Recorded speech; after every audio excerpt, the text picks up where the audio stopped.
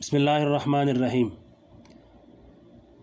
ये दिल की बीमारियों का जैसे तकब्बुर है, गुरूर है, ऐसे इसकी बीमारी का बयान चल रहा है। तो शेख साहब आगे फरमाया कि एक साहिब मेरे वालिद माजिद मुफ्ती मोहम्मद शफ़ी साहब रहमतुल्लाह अलैह की मजलिस में आया करते थे। एक दिन वालिद साहब ने देखा कि उन्होंने ख़ुद अपनी मर्ज़ी से मजलिस में आने वालों की जूती सीधी करनी शुरू कर दी। इसके बाद से हर दफ़ा वो आकर पहले मजलिस में आने वालों की जूती सीधी करते और फिर मजलिस में बैठते। वालिद साहब ने कई दफ़ा इनको ये काम करते देखा, तो एक दिन इनको मना कर दिया कि ये काम मत किया करो।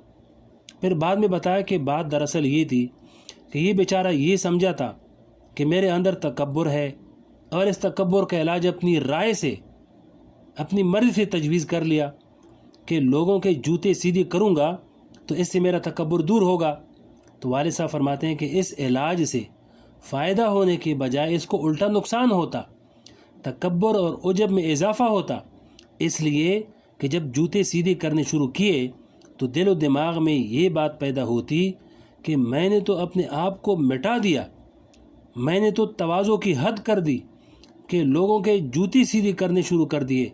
इससे मज़ीद ख़ुद पसंदी पैदा होती, इसलिए इसे रोक दिया कि तुम्हारा काम ये नहीं, और इसके लिए दूसरा इलाज तजवीज़ फरमाया। अब बताइए, बज़ाहिर देखने में जो शख्स दूसरों के जूते सीधे कर रहा है वो मुतवाज़े मालूम हो रहा है, लेकिन जानने वाला जानता है कि ये काम हकीकत में तकब्बुर पैदा कर रहा है, तवाज़ो से इसका कोई ताल्लुक़ नहीं। लिहाजा नफ्स के अंदर इतने बारीक नुक्ते होते हैं कि आदमी ख़ुद से अंदाज़ा नहीं लगा सकता जब तक कि किसी बातिनी इमराज़ के माहिर से रुजू न करे और वो न बताए कि तुम्हारा ये अमल अल्लाह और इसके रसूल सल्लल्लाहु अलैहि वसल्लम की मुकर्रर की हुई हद के अंदर है या नहीं। वही बता सकता है कि इस हद तक दुरुस्त है और इस हद से बाहर ये अमल दुरुस्त नहीं है। फरमाया कि तसव्वुफ़ किया है।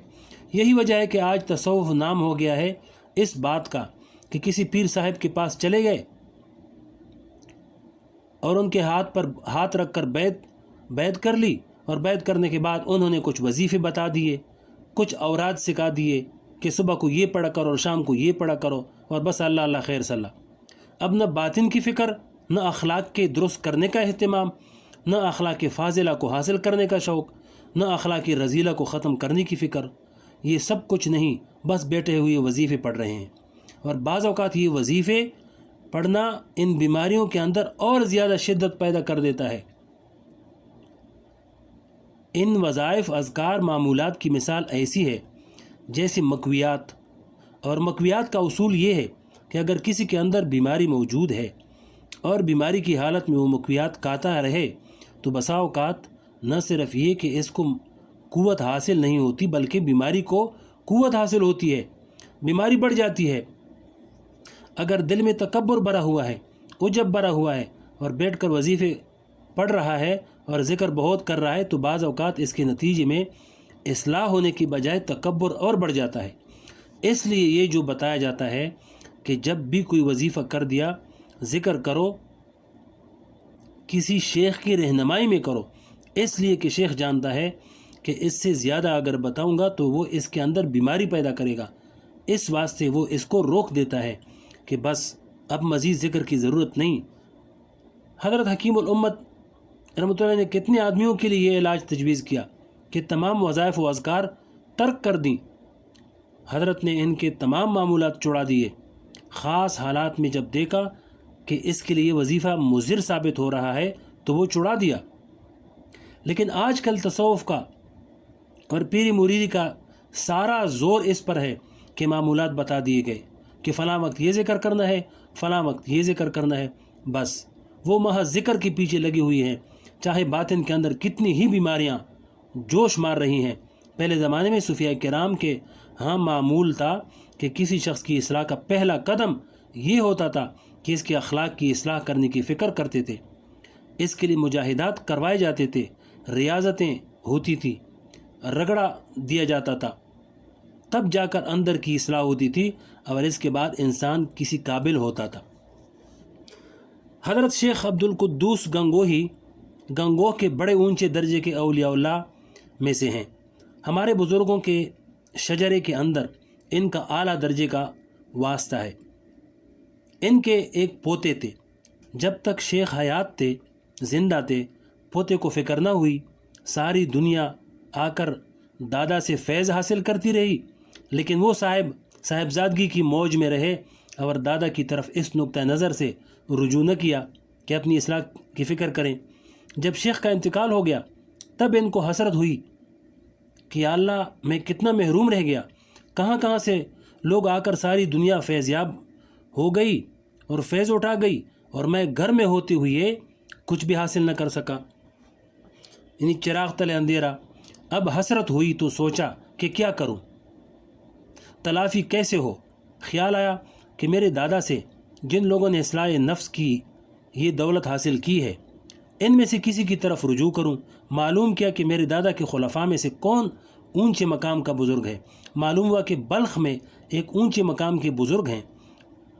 اب کہاں گنگوہ، کہاں بلخ، کہاں تو یہ کہ گھر میں دولت موجود تھی اور ہر وقت ان سے رجوع کر سکتے تھے، اور نہ کیا۔ آخر کار اس کی نوبت آئی کہ بلخ تک اتنا لمبا چوڑا مشقت کا سفر کریں۔ اب چونکہ طلب صادق تھی دل میں، اس لیے سفر پر روانہ ہو گئے۔ ادھر جب شیخ کے خلیفہ کو جو بلخ میں مقیم تھی معلوم ہوا کہ میرے شیخ کے پوتے آ رہے ہیں، تو اپنے شہر سے باہر نکل کر انہوں نے بہت بڑا شاہانہ استقبال کیا، اکرام کے ساتھ گھر لے کر آئے، شاندار کھانے پکوائے، اعلیٰ درجے کی دعوت کی، بہت اعلیٰ درجے کی رہائش کا انتظام کیا، قالین بچھوائے، اور خدا جانے کیا کچھ کیا۔ جب 1-2 دن گزر گئے تو انہوں نے کہا کہ حضرت آپ نے میرے ساتھ بڑی شفقت کا معاملہ کیا، بڑا اکرام فرمایا، لیکن در حقیقت میں کسی اور مقصد سے آیا تھا۔ پوچھا کیا مقصد ہے؟ کہا کہ مقصد یہ تھا کہ آپ میرے گھر سے جو دولت لے کر آئے تھے، اس دولت کا کچھ حصہ مجھے بھی عنایت فرما دیں، اس لیے حاضر ہوا تھا۔ شیخ نے کہا کہ اچھا وہ دولت لینے آئے ہو؟ کہا کہ جی ہاں۔ کہا کہ اگر وہ دولت لینے آئے ہو تو یہ غالیچے، یہ قالین، یہ اعزاز و اکرام، یہ کھانے پینے کا انتظام سب ختم کر دیا۔ رہائش کا انتظام جو اعلیٰ درجے کا کیا گیا تھا وہ بھی ختم کر دیا جائے۔ انہوں نے پوچھا کہ اب کیا کروں؟ فرمایا کہ ہماری مسجد کے پاس ایک حمام ہے، اس میں وضو گرم کرنے والوں کے لیے لکڑیاں جلا کر پانی گرم کیا جاتا ہے، تم وہاں حمام کے پاس بیٹھا کرو اور لکڑیاں جونک کر وضو کرنے والوں کے لیے پانی گرم کیا کرو، بس تمہارا یہی کام ہے، نہ بیت، نہ وظیفہ، نہ ذکر، نہ معمولات، نہ کچھ اور۔ انہوں نے پوچھا رہائش کہاں؟ فرمایا کہ رات کو جب سونا ہو تو وہیں حمام کے پاس سو جایا کرو۔ کہاں تو یہ اعزاز و اکرام و استقبال ہو رہا ہے، قالین بیچ رہے ہیں، کھانے پک رہے ہیں، دعوتیں ہو رہی ہیں، اور کہاں اب حمام جونکنے پر لگا دیے گئے، اب حمام میں بیٹھے ہیں اور آگ میں لکڑیاں جونک رہے ہیں۔ لکڑیاں جونکتے جونکتے شیخ نے ایک دن جمعدارانی جو کہ وہ کوڑا کرکٹ اٹھاتی تھی کو ہدایت کی کہ ایسا کرنا کہ حمام کے پاس ایک آدمی بیٹھا ہوگا، یہ کچرے کا ٹوکرا لے کر اس کے قریب سے گزر جانا، اور اس طرح گزرنا کہ اس ٹوکرے کی بو ان کی ناک میں پہنچ جائے۔ اب وہ ٹوکرا لے کر حمام کے پاس سے جو گزری تو چونکہ یہ تو صاحب زادے تھے، نواب زادگی کی زندگی گزاری تھی، ایک کڑی نگاہ اس پر ڈالی اور کہا تیری یہ مجال کہ تو یہ ٹوکرا لے کر میرے پاس سے گزرے، نہ ہوا گنگوہ ورنہ میں تجھے بتاتا۔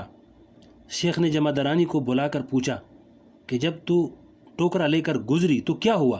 اس نے کہا کہ جی وہ تو بہت غصے ہوئی اور انہوں نے کہا کہ گنگوہ ہوتا تو تجھے بہت سخت سزا دیتا۔ کہا کہ او ہو ابھی بہت کسر ہے، ابھی چاول گلا نہیں۔ پھر کچھ دن گزرے تو شیخ نے جمعدارانی سے کہا کہ اب کہ نہ صرف وہ ٹوکرا لے کر ان کے قریب سے گزرنا بلکہ اس طرح گزرنا کہ ٹوکرا ان کے جسم سے لگ جائے، اور پھر مجھے بتانا کہ کیا ہوا۔ اس نے یہی کیا۔ شیخ نے پوچھا کیا ہوا؟ اس نے کہا کہ جی ہوا یہ کہ جب میں ٹوکرا لے کر گزری تو ٹوکرا بالکل ان کے جسم سے رگڑا کھاتا ہوا گزرا، تو انہوں نے نہایت ترش نگاہ سے میری طرف دیکھا لیکن زبان سے کچھ نہیں کہا۔ شیخ نے کہا الحمدللہ فائدہ ہو رہا ہے۔ پھر کچھ دن بعد شیخ نے کہا کہ اب کہ اس طرح گزرنا کہ ٹوکرا گر جائے اور اس طرح گرے کہ تھوڑا سا کچرا ان کے اوپر بھی پڑ جائے، اور پھر مجھے بتا دینا کہ انہوں نے کیا کہا۔ اس نے ایسا ہی کیا۔ شیخ نے پوچھا کہ اب کیسا ہوا؟ اس نے کہا کہ جی اب تو عجیب معاملہ ہوا، میں نے جو ٹوکرا گرایا تو تھوڑا سا کوڑا ان کے اوپر بھی پڑا اور میں گر گئی۔ میں جو گری تو ان کو اپنے کپڑوں کا تو ہوش نہیں تھا، مجھ سے پوچھنے لگی کہ چوٹ تو نہیں لگی؟ فرمایا کہ الحمدللہ اللہ تعالیٰ کا شکر ہے کہ دل میں جو طاغوت تھا وہ ٹوٹ گیا۔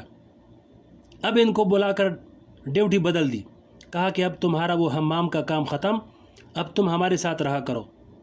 وہ اس طرح کہ ہم کبھی کبھی شکار کے لیے جاتے ہیں تو تم ہمارے شکاری کتوں کو زنجیر پکڑ کر ہمارے ساتھ چلا کرو۔ اب ذرا اونچے درجہ عطا ہوا کہ شیخ کے ساتھ صحبت اور ہم رکابی کا شرف بھی عطا ہو رہا ہے، لیکن کتے کی زنجیر تھام کر ساتھ چلنے کا حکم ہے۔ شکار کے دوران کتوں نے کوئی شکار دیکھ لیا اور اس کی طرف جو دوڑے تو چونکہ شیخ کا حکم تھا کہ زنجیر نہ چھوڑنا، اس لیے انہوں نے زنجیر نہیں چھوڑی۔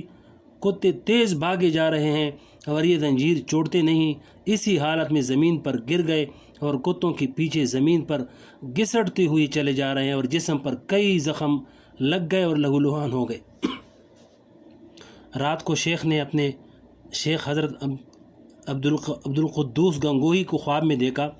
انہوں نے فرمایا کہ میاں ہم نے تو تم سے ایسی محنتیں نہیں لی تھی۔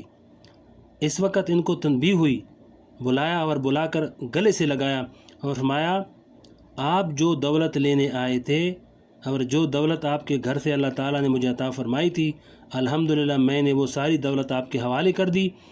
دادا کی وراثت آپ کی طرف منتقل ہو گئی۔ اللہ تعالیٰ کے فضل و کرم سے اب آپ اطمینان سے وطن واپس تشریف لے جائیں۔ تو اللہ پاک ہمیں عمل کرنے کی توفیق نصیب فرمائے۔